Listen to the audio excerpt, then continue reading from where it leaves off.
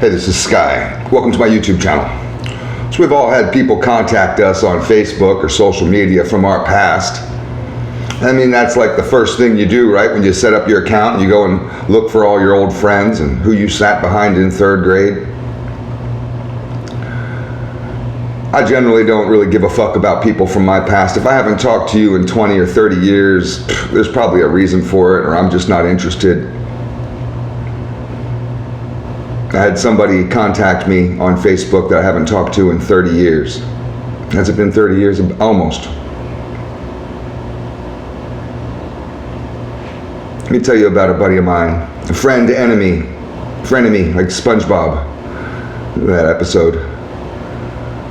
I'll tell you about Herman. I met Herman when I was about 17. I moved out to Maryland from DC to a neighborhood in Silver Spring called Garrett Park, and I lived 4 houses down from this dude named Jason. Me and Jason became lifelong best friends. We're still friends to this day. We run our motorcycle shop together. We've done everything together. We just started off as just buddies, and we kind of formed a little crew. Jason had a huge reputation, mega reputation in the streets, just as an individual. He was well known and feared as a teenager. He was big, dangerous, carried weapons, guns, had reputations for hurting people and for robbing people and all that stuff, and formed a little crew with him as the leader. This cat Herman, he was about a year or so older than me, so he was 18 if I was 17. Herman dropped out of high school, and he was real stupid. He kind of embraced his stupidity. He was rich. His parents were real wealthy. And he liked to do a lot of drugs. Herman got an allowance. His parents would give him money every day, because they're rich. Rich people do that, I guess. Herman was a cokehead, crackhead. This was the mid-1980s, late 1980s, 88, 87. Crack was all the rage. Herman got way too deep in that shit. We all like to party. I'd do any drug, PCP, coke, you name it, I don't care, acid, whatever. I've done all those drugs at once. I've been on acid, done coke, and PCP all at once. Smoke weed, drink beer, do it all at once. I didn't care. Herman just liked doing crack. He was a crackhead, basehead. We all were involved in all kinds of illegal activity. Pretty major stuff. Stuff you go to prison for half your life. We were involved in that shit as teenagers. But Herman wasn't playing right. Herman wasn't trustworthy. As baseheads go. You never trust a crackhead. Everybody knows that. He started pulling little games. We were sharing everything. We were involved in some robberies, and he wasn't sharing. When we would go in on drugs, he would take too much, and he just became untrustworthy all around, and nobody liked him anymore. Nobody liked him except for Jason. Him and Jason had a history. They went way back. They'd been through all kinds of shit together. That's why Herman was in the crew. And when Jason's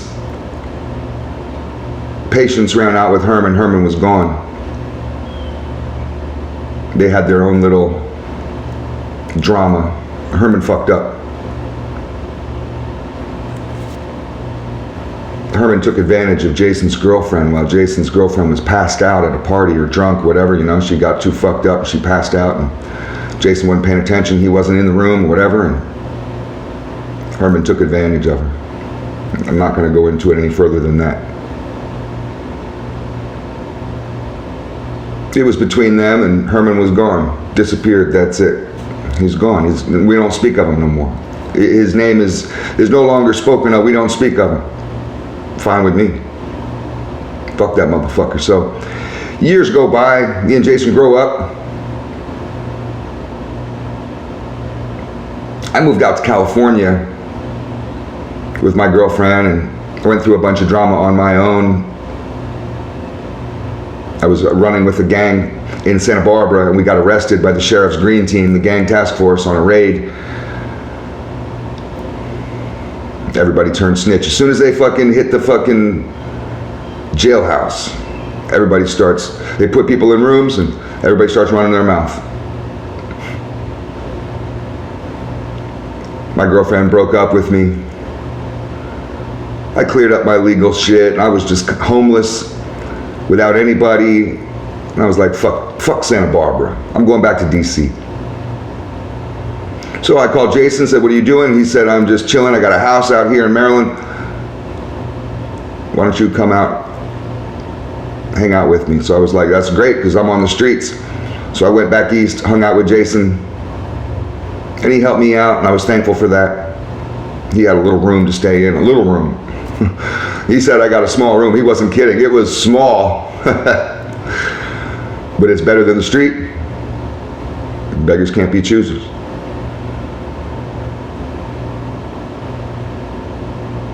Jason was into bodybuilding. He was huge. He was involved in personal training and just athletic as fuck, eating tons of calories, pounding tons of protein. He swolled up like a motherfucker, and I was skinny. I was the exact opposite. I was on the streets. I hadn't been eating. I was doing all kinds of drugs.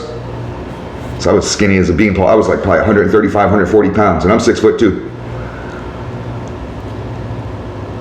I got on that weight training program with Jason, bloated right up. Everybody thought I was on steroids, but I wasn't. I was just malnourished. That's what happens when you get nutrients in a malnourished body. We were on our way back from the grocery store one day, and we saw this dude in a white fedora hat and a jean jacket on the bus stop. I just went flying by, and I said to Jason, you see that motherfucker at that bus stop back there? And he said, no. And I said, well, that was Herman. And he said, really? Turn around. So I turned around. Jason was like, pull over. So we pulled over. Herman wasn't paying attention. Rolled down the window. He said, hey. Herman looks up. He's all startled. He didn't know what's going on. We hadn't seen this motherfucker in years, and we were way bigger. We weren't kids no more. We were big, scary dudes, and Herman kind of looked the same. Still looked like a kid. We were like, where are you going? He said, I'm going home. Turned out he still lived with his fucking parents. I said, get in. Let's go back to the house and drink some beers and have a little reunion. And Herman was pretty excited on that shit. He was just like, fuck yeah, you know, and he was really excited to be friends again. We went back to the house and drank some beers and talked about old times. Talked about all the shit we did. All the crazy stuff. I could tell as the night went on and Herman got drunker and drunker. He was loving it. He thought that the Three Musketeers were back together again. He thought we were all a crew again. He was back in. Everything was back to normal.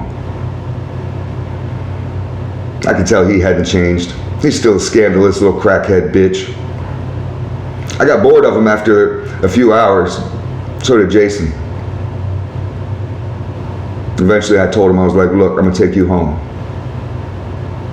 So me and Jason and Herman pile in my van. I had a pretty nice Dodge Ram van. It's set up as a conversion van.